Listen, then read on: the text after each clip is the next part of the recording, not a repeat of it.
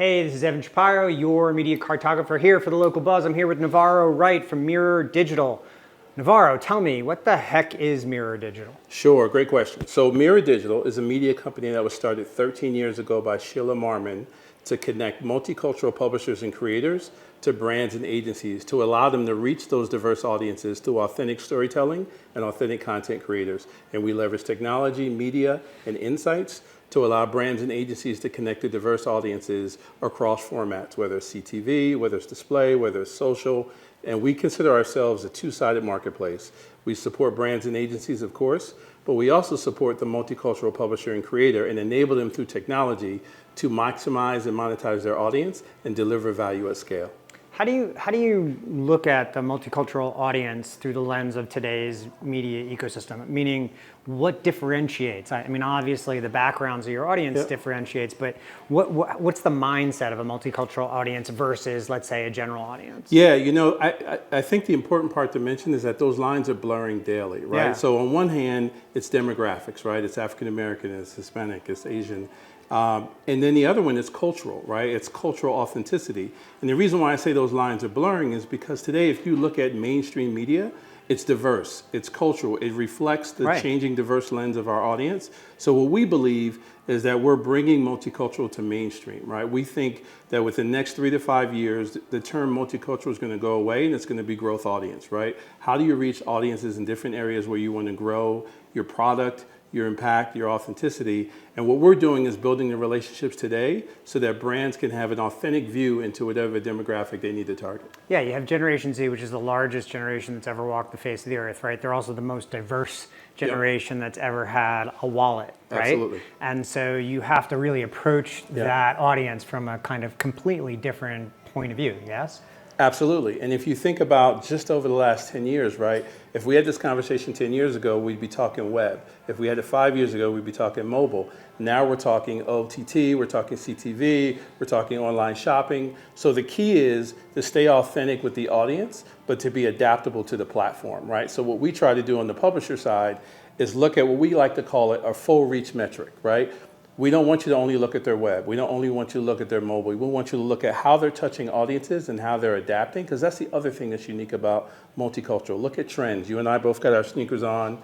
They're set by multicultural audiences, We have right? good sneakers on. Good sneakers on, right? Great sneakers. So they're set by multicultural audiences, but how do you translate that into the digital media space where you use data to show the impact of using an authentic audience creator versus a non-authentic audience creator and how your message resonates, right? And I think everyone you talk to, 2025 is all about organic content. So how do you do that? You do that by having direct relationships. And then how you prove it? You prove it through measurement and you prove it through metrics. And that's why we think that's really important. That authenticity, that direct relationship with the consumer base is really crucial. What do you think are the good trends coming out of the multicultural publishing world? You know, what are you seeing? You talked about 10 years ago it would be web, now it's OTT. What's a differentiator amongst the group that you work with? Yeah, I think it's community, right? I think it's finding something that is of value and being able to communicate the thoughts and minds of community, right? Like this demographic and this generation, if I say it specifically, is all about having their voice be heard, right? So if you think about how we have Instagram, we have TikTok, right? And now you have Whatnot on online shopping, right? It's like, how do they allow themselves to deliver? And the other piece is barrier to entry, right? The thing for me, I've been involved in the multicultural space for 30 years, right? And what I've seen is that the barrier to entry continues to lower, but what has to happen is a gap in technology. So what we try to do is help them fill those gaps from a technology perspective, but allow them to be as adaptable as they do and innately how they try to deliver effective value. And you know, we're here at CES, this is the beginning of the year. This is about future casting, right? What do you see? I mean, there's been this wave of change in our industry over the last 12 months. What do you see as the big trend or change coming for the next 12 months? Yeah, I mean, of course, we have to talk about AI, right? We have to talk about how it impacts. Now, for us, there's two values to it. One is, how can a small creator exponentially create more content, right? That's the pro. The con is we want to make sure and fight and advocate that AI doesn't replace that authentic voice, right? So it's an augmentation and it's an exponential growth factor, but not a replacer. So I think that's the key one that you're going to hear, specifically when we talk about content. You see about AI avatars replacing real actors and real people. There needs to be a balance, right? Like how can you get the authenticity, but how can that help you scale content? One of the things I talk about in AI is that everybody talks about replacement or job replacement, and I feel like job enhancement is really the most important thing to focus on. I agree. I talk about it all the time, right? People always say that AI is not going to take your job. The person who learns how to use AI is going to take your job, right?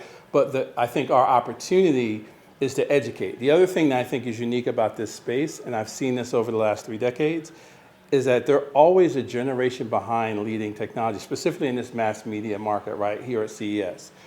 What we need to do is close that gap, right? Is close the divide. So if you think about AI, right, it's one of the most prevalent things that we're all on a level playing field. We're all figuring out. There's no AI expert today.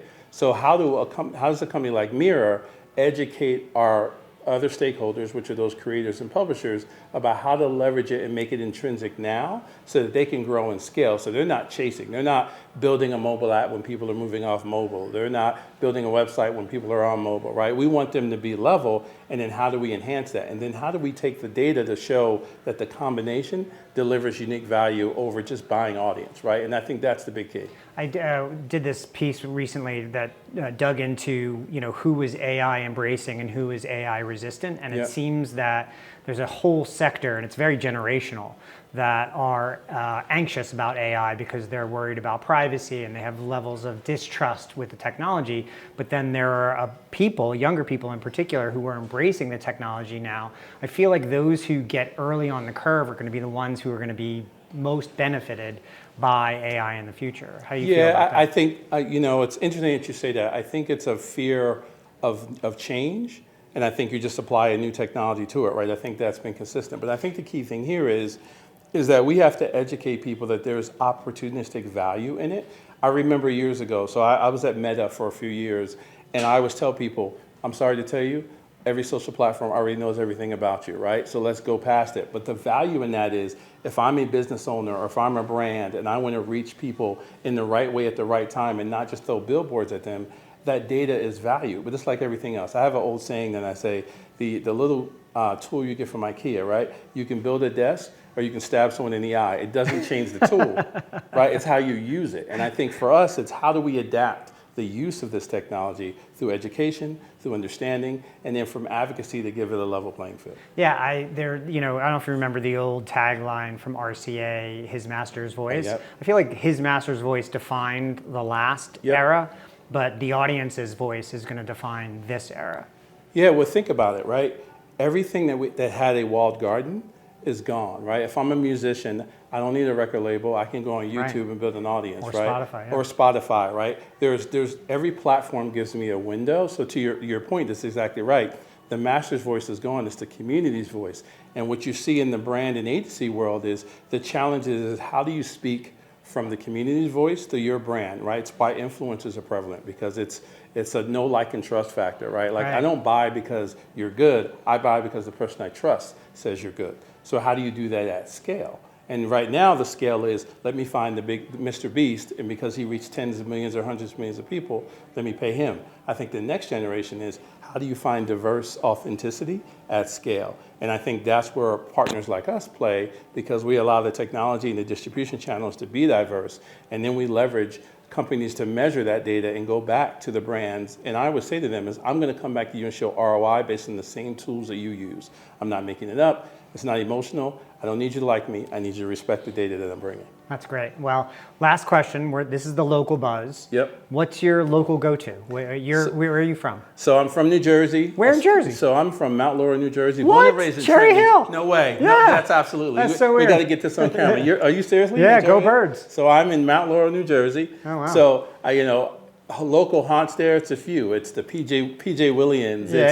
It's the Target, right? Like I like the fact of being suburbia, but I like to find local haunts everywhere. Like we're here in Vegas.